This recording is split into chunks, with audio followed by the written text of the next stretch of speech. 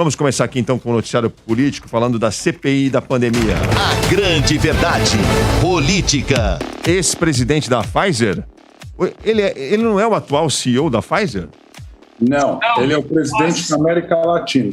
A CEO está no Chile. Ah, entendi. Então, é o Carlos Murilo, ex-presidente da Pfizer, ele está prestando depoimento ainda na CPI. Não, acabou já o depoimento. Mas eu tô super desatualizado, pelo amor de Deus. Não, mas acabou agora. Junto. Acabou agora. Acabou às 4 da tarde, não tem problema nenhum. Você estava preparando o programa aí e já manda aí, às 4 da tarde. Qual foi o primeiro destaque aí, o Bonfá, que você faz do depoimento do presidente da Pfizer, Carlos Murilo? Olha, eu acompanho um jornalista que eu gosto muito, Otávio Guedes, lá da Globo News, e ele revelou, ele tá fazendo a conta, né? Sobe para 14 o número de vezes que o governo Bolsonaro deixou vacinas contra a Covid para lá. Ele fez a conta. Ele revelou aqui que foram 6 do Instituto Butantan, 3 da Pfizer e 2 da Covax Facility. Aí hoje, com o depoimento do Carlos Murilo, que é presidente para a América Latina da Pfizer, as pessoas falam ex-presidente, parece que estão tentando desqualificar ele. Não, hoje ele subiu de cargo. Hoje ele comanda a América Latina inteira para a Pfizer. Ele revelou que foram 6 ofertas e o governo Bolsonaro, documentado, né? Documentado, tudo documentado. Não estamos inventando nada. Pois é, não tem outra conclusão a se fazer, a se tirar dessa história, né, Tonholi? Você estava falando de preguiça. Eu colocaria a palavra incompetência também, não é, Tonholi? Não, tem uma coisa que começou a me preocupar, que apareceu muito sutilmente na CPI ontem, no depoimento do Weingarten. Num momentinho, o Renan Calheiros soltou uma pergunta que passou desapercebida de todo mundo. Ele perguntou: o senhor teve contato com Frederic Wassef? Quem é o Frederic Wassef? É o advogado pessoal do Bolsonaro que escondeu o Fabrício Queiroz em Araraquara. O Fabrício Queiroz, o pai da rachadinha. Bom, quando foi hoje, nessa ordem, os senadores Humberto Costa, Otto Alencar e Randolph Rodrigues perguntaram por Carlos Murillo a mesma coisa. O senhor teve contato com o Wassef? O que eu estou depreendendo daí? Que a CPI está investigando alguém que levou o pichulé, agora a gente começa a entender o pichulé, algum escritório da advocacia que tenha feito lobby do governo junto à Pfizer. Por que eu depreendo isso? Por causa das perguntas sobre o Wassef. Foi uma ontem e 3 hoje. Então, agora a gente começa a entender por que o Pazuello falou em pichulé quando ele saiu. E 2 dias depois que ele saiu, o Fábio Weingarten foi demitido. Então, a gente começa a entender agora que a CPI vai num sutil caminho de procurar escritórios de lobby que tentavam ganhar dinheiro em cima com comissão de venda de vacina. O que é natural, né? Em outras investigações, sempre que a investigação corre para onde vai o dinheiro, acaba se chegando a fatos concretos.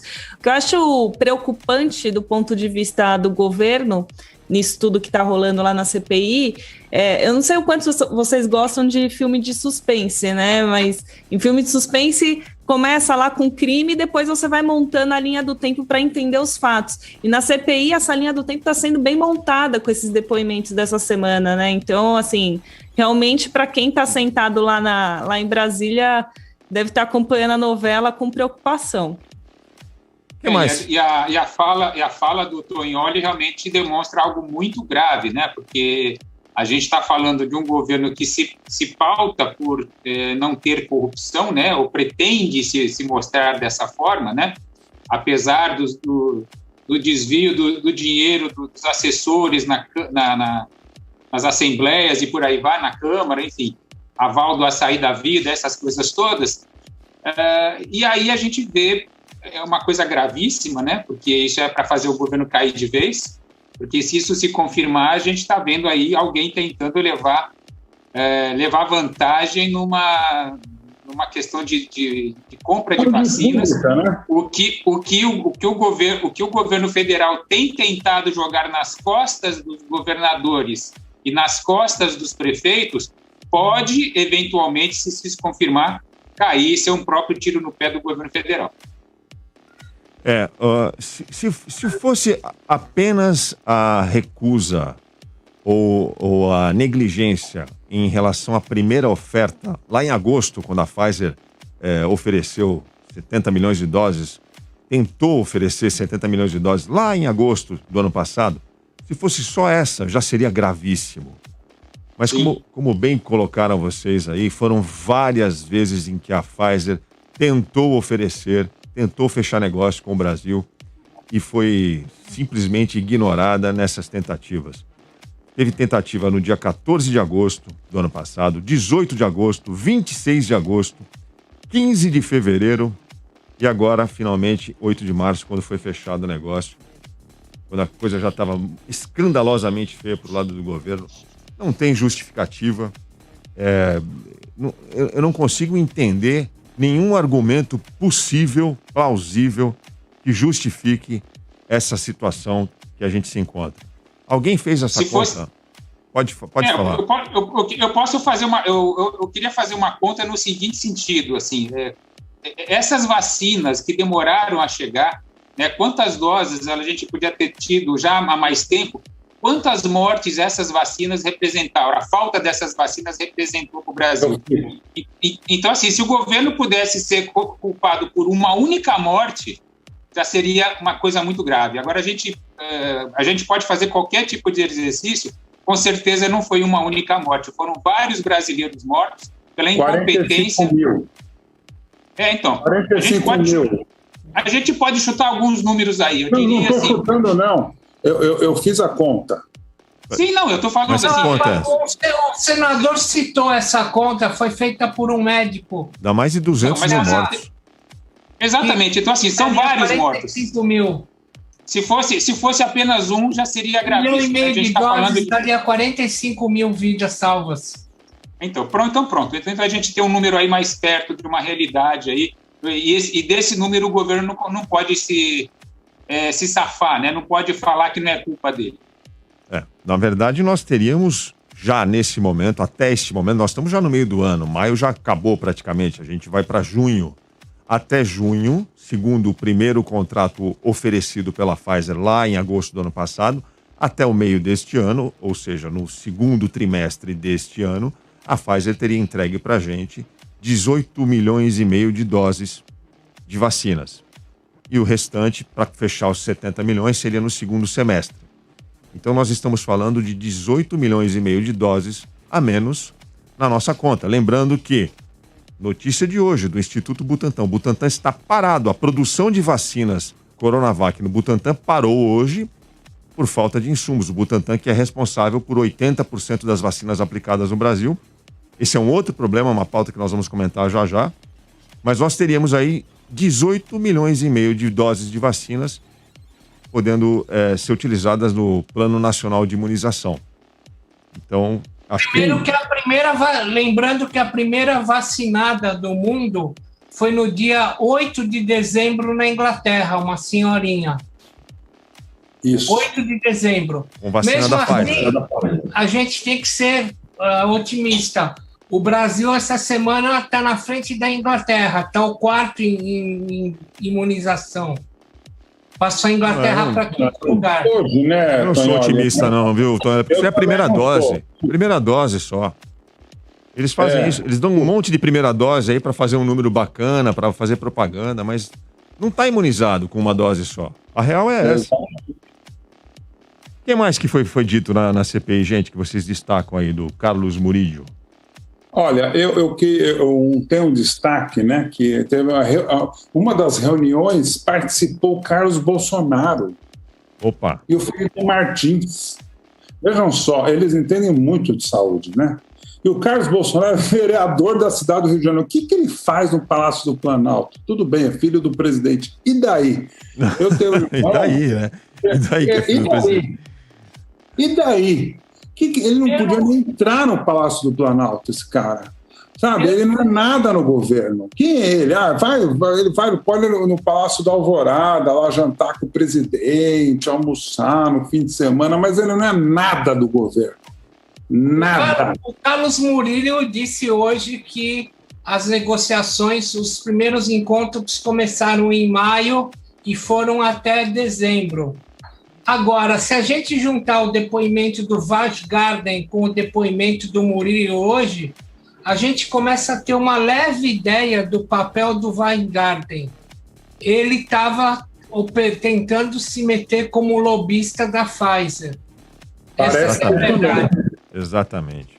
E a CPI, a partir do momento, vou repetir, guarda isso aqui, a partir do momento que perguntaram em 2 dias, por 4 vezes, do Frederic Wassef ou algum advogado ligado a ele, segundo perguntou o senador Randolph Rodrigues, começa-se a procurar escritórios que queriam vender facilidades para aprovar a vacina no Brasil. Então, tem um rio secreto que corre nessa CPI e que não está evidente, inclusive para a grande mídia, ninguém acordou para isso, que é a busca dos lobistas que estavam criando dificuldades para ganhar dinheiro em cima dos laboratórios. É isso que começou a se ensejar a partir de hoje.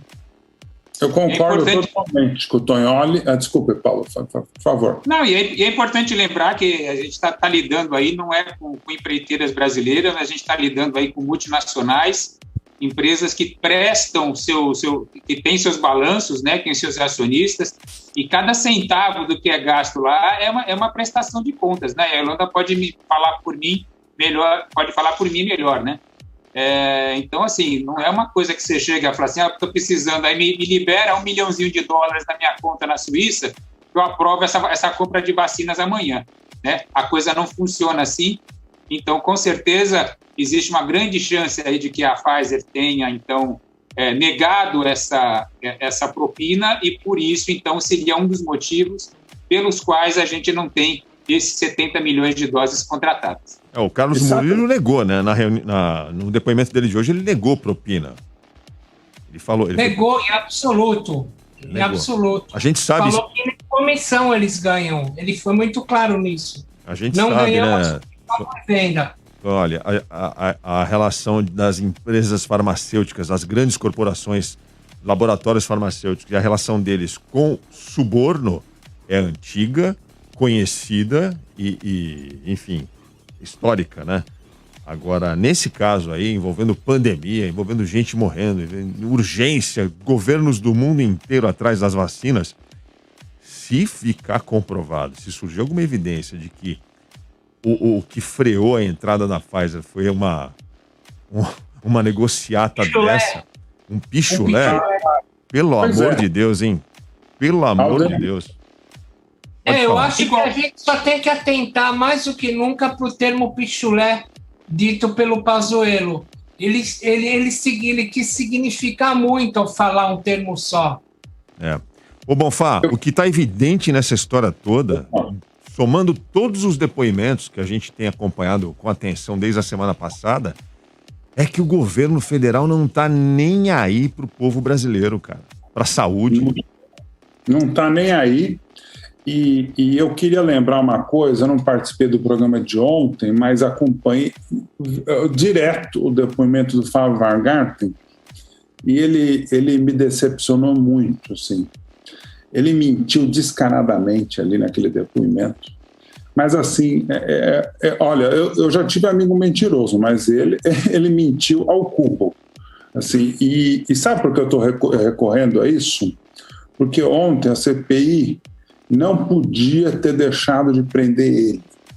Por quê? Porque o Fábio Contarato, que é professor de Direito e já foi delegado de polícia durante 25 anos, e o Tognoli deve conhecer bem. Senador Fabiano.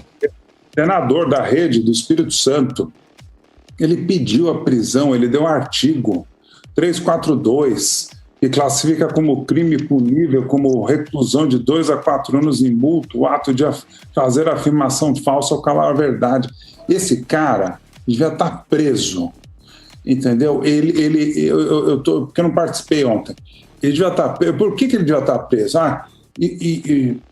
Se ele fica um dia preso, não importa. Tem um advogado, vai pedir habeas corpus, mas é simbólico para a CPI. O Renan pediu 2 vezes, ele pediu uma vez. O presidente Osmar não aceitou, falou que não era carcereiro. Então ele errou. Por quê? Porque a CPI tem que explicar para os depoentes que eles têm que falar a verdade. Se eles mentirem, eles vão ser presos. Pode ser preso pouco tempo, porque a lei brasileira, o Código Penal é antigo, mas eles vão ser presos, eles vão ser algemados, a Polícia do Senado vai caminhar, vai levar para a Polícia Federal, vai botar numa carceragem, ele vai dormir um dia lá na cela, algumas horas, vai ficar lá. Eles precisam se sentir intimidados a não falar a mentiras na CPI. Mas mediaticamente pensando, Bonfá, pois não. Foi melhor que ele não fosse preso. Você acha? Melhor que ele não foi preso, porque se ele fosse preso, a manchete dos jornais hoje ia ser ele com as suas algemas saindo com a polícia do Senado. Como ele não foi preso, a manchete foi a carta. E eu acho melhor para a grande causa da CPI, que as manchetes tenham sido a carta que a Pfizer mandou cobrando atenção como um ursinho carinhoso pedindo colo. Aquela carta é uma carta de ursinho carinhoso. É a prova incontestável de que o Fábio Weingarten mentiu. Né? Você tem razão, olha, ele ia virar uma vítima, né, no final das contas. É isso que aconteceu. Eu concordo com você, ia desviar o foco do grande mídia, é verdade, e que nós fazemos parte dela. O lance que vocês comentaram agora há pouco, do presidente da Pfizer, citando os nomes de Carlos Bolsonaro e Felipe Martins, nós temos exatamente esse momento num vídeo. Vamos assistir em que circunstâncias isso foi dito e nos detalhes ali para a gente comentar depois, porque isso também é muito grave, né? O que o vereador do Rio de Janeiro estava fazendo lá, numa reunião, negociando vacina? Enfim, tá tudo errado. Vamos ver. O ex-secretário pediu para representantes da Pfizer esclarecimentos a respeito dos entraves relacionados aos aspectos legais. Participantes iniciais: Fábio Weingarten, SECOM; João Paulo, Compliance SECOM; César Gobi, chefe de gabinete SECOM; Felipe Cruz, secretário de Comunicação Institucional SECOM; Shirley Meske, diretora jurídica Pfizer; Elisa Sammartini, Relações Governamentais Pfizer. Após aproximadamente 1 hora de reunião, Fábio recebe uma ligação, sai da sala e retorna para a reunião. Minutos depois, entra na sala de reunião Felipe Garcia Martins, assessoria internacional da Presidência da República, Carlos Bolsonaro. Muito obrigado.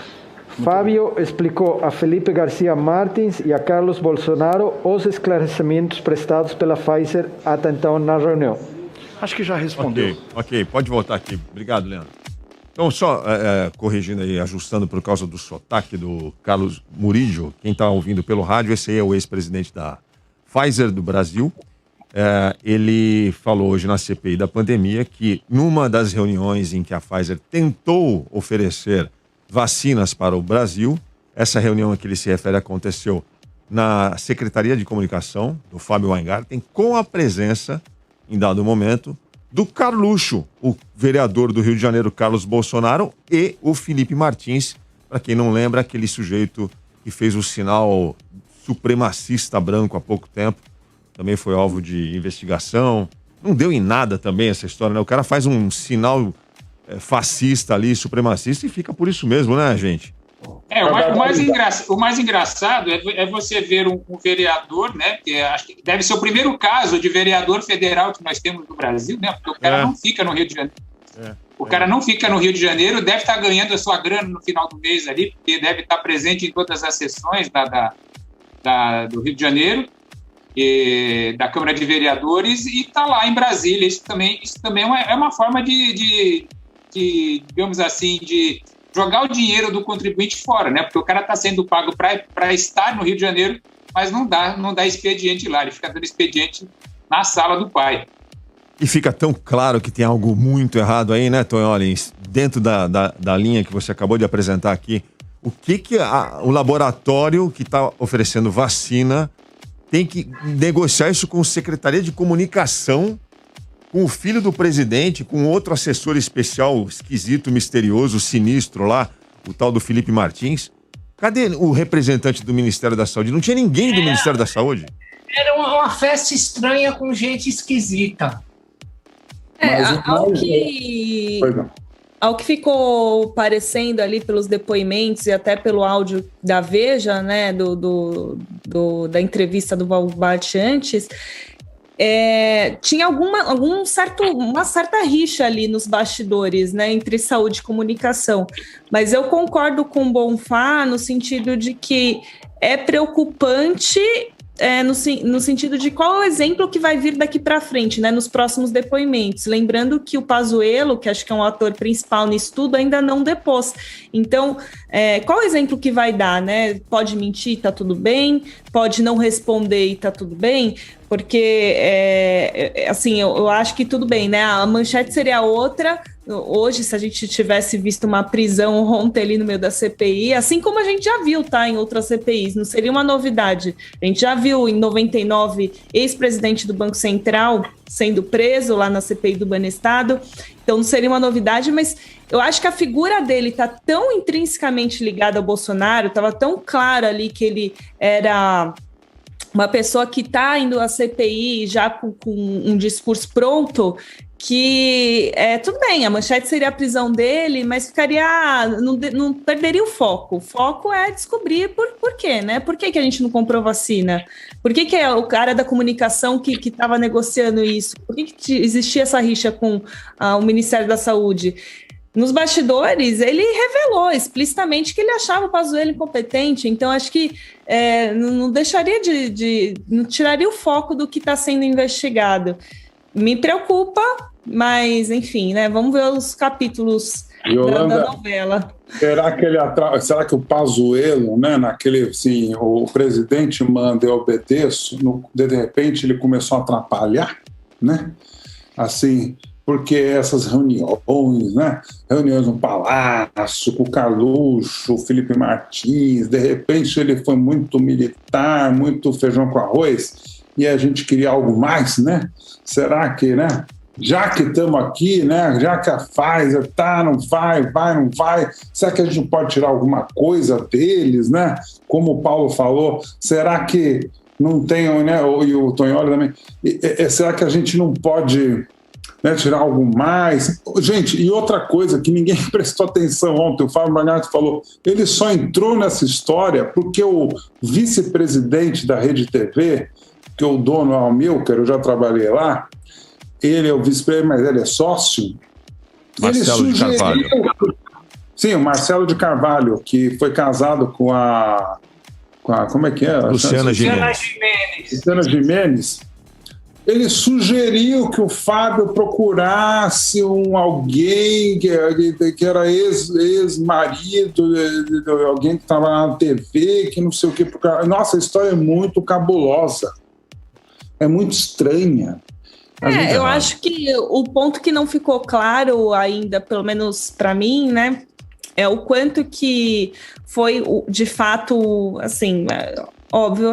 Não, acho que isso ficou claro, né, que foi algo combinado ali com o governo federal, né, óbvio que o Bolsonaro, enfim, quem quer que seja, sabia dessa comunicação paralela da comunicação, da Secretaria da Comunicação em paralelo com o Ministério da Saúde, mas o quanto não ficou claro também o quanto que ele não estava ouvindo também um pouco o pedido da classe empresarial, porque o Baumgarten, ele é muito próximo do PIB aqui de São Paulo, né? Então, de grandes varejistas, Eu não sei, assim, o quanto que ele começou a enxergar também ali, em paralelo com o Bolsonaro, que essa situação ia se agravar se não fosse feito. Nossa, Yolanda, você arrasou. Eu conversei hoje com a comunidade judaica aqui de São Paulo. Ele é judeu. E eu me assustei com relatos de... Porque a comunidade judaica tem várias vertentes, não sei se vocês sabem, eu vou entrar na questão de religião, vocês vão entender onde eu quero chegar. Eu conversei aqui com algumas fontes, né, da comunidade judaica, e ele representa um time de empresários, né, a maioria dos construtores, da Tecnisa, de outras empresas e tal, que apoiam o Bolsonaro, são bolsonaristas declarados, né? Não estou dizendo nenhuma novidade aqui. E ele faz parte desse time. Eu apurei isso. Ontem ele abriu o depoimento dele naquele texto inicial. Ele disse que ele é judeu, crente, e que ele frequenta o Templo de Salomão, do bispo Edir Macedo, e que ele tem como conselheiros o Silas Malafaia e o R.R. Soares. Ou seja, ele está à venda, né, o Aldrin? Ele está à venda, né? Assim, ele está disponível, né? Onde vem... Aqui, não pode, gente. Assim, eu conheço muitos judeus sérios e é muito triste que um cara que vem de uma comunidade que já 6 milhões foram assassinados no Holocausto, né, pelo Hitler, ele não aprendeu nada. Ele não respeita a tradição, os costumes, a religião, as famílias de judeus que foram mortas pela Covid-19 também. É muito triste. Vocês falaram... A velha expressão follow the money, né? Aí é independentemente de religião, não vou entrar na questão de ser judaico ou não, mas se teve propina ou não, se teve pressão da classe empresarial ou não... Se a CPI seguir o dinheiro, né, como fala a expressão inglesa aí, follow the money, vai chegar em algumas provas concretas, algumas respostas do porquê que a gente está vivendo essa situação hoje. E outra coisa que chamou muito a atenção hoje, voltando ao dia de hoje, foi quantas vezes os senadores, e foram várias, perguntaram ao senhor Carlos Murillo, quantas vezes perguntaram com quantos escritórios de advocacia o senhor negociou. Quase todos os senadores perguntaram isso. Eu ligo isso à questão do pichulé e começo a ver a CPI indo numa outra vertente, lentamente, de um grande lobby de escritórios de advocacia ligados ao ASEF para se arrancar um pichulé dos grandes fármacos. Explica mais. Tem caroço nesse angu aí, né? Tem caroço nesse angu, né, Tonholi? Caroço nesse angu. Não, mas explica quem é o ASEF, né? Acho que é legal para quem está nos ouvindo. Ele falou. Não, mas quem é, né? Da família Bolsonaro. Ele falou, na passagem anterior, falou, advogado do Bolsonaro. Agora, vocês falaram de uma outra figura aí, que é o Pazuello. Ô, Tonholi, você não acha que o Pazuello, evidentemente, ele tá ferrado, né? Com tudo isso que agora a gente já sabe ao longo dessas 2 semanas de depoimento, foi pior ele ter adiado o depoimento dele, não foi, Tonholi? O que você acha? Foi porque agora eu vou falar uma obviedade, agora tem muito mais munição contra ele. Agora vai estar comprovada a história de quem manda e quem obedece. Ele vai ser colocado ali, como volta a dizer, o Eichmann em Jerusalém, do livro da Hannah Arendt. Só seguir questões técnicas que o presidente me mandava. Ele vai ser desmoralizado. Será que ele vai furar? Será que ele vai dar um jeito de furar esse depoimento? Ele vai escapar de novo?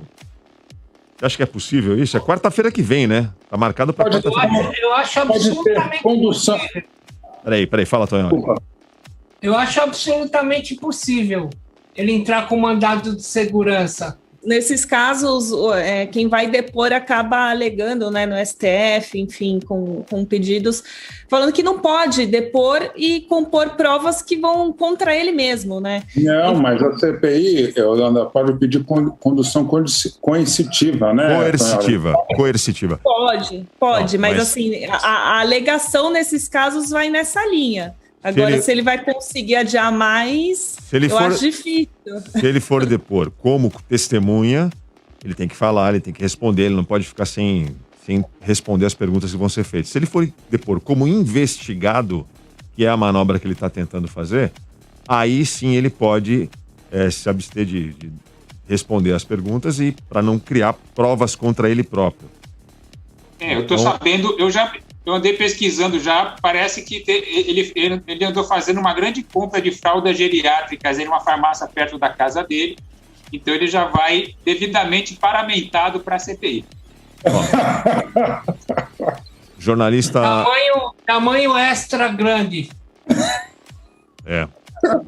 Estou recebendo informação aqui que os advogados do Pazuello já enviaram um habeas corpus para blindar o seu cliente nessa CPI. Medida visa impedir que o ex-ministro seja preso e que ele tenha direito de permanecer calado, se ele preferir, no seu depoimento que acontece na semana que vem. Olha só, tá vendo? Acabou de sair essa notícia. Isso se chama habeas corpus preventivo.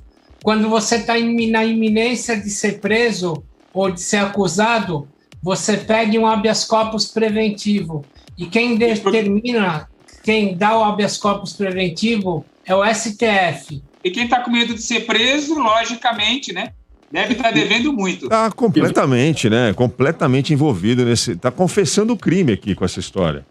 É isso. E vamos lá, Aldrin, que eles estão morrendo de medo. Por que o Carlos Bolsonaro apareceu ontem no final, que já estavam fora do ar, no final, né, do depoimento, o Carlos Bolsonaro chamou o Renan Calheiros de vagabundo. Flávio Bolsonaro. Flávio Bolsonaro, perdão. Hoje o presidente chamou ele de vagabundo em Alagoas, e ele foi para Alagoas. Onde é Alagoas? A terra do Orlando. Ele foi inaugurar uma obra que já tinha sido inaugurada. Pois é. Por que será? Acho que é muito essa estratégia, né, de surgir no final, com palavras fortes, rendendo ali também algum certo tipo de manchete. É muito uma estratégia de dar alguma notícia positiva, se é que é possível, para a ala mais radical dos bolsonaristas, né? Porque aí, olha só, né? Estamos reagindo aqui, estamos na CPI, estamos ativos, mas no fim, enfim, foi péssimo o dia para o governo ontem, né? Hoje está sendo de novo. Olha, a gente costuma fazer uns prognósticos aqui, né? Ao longo desses meses que nós estamos no ar. Um programa jovem, tem apenas 8 meses, nem isso. Tem 8 meses o programa.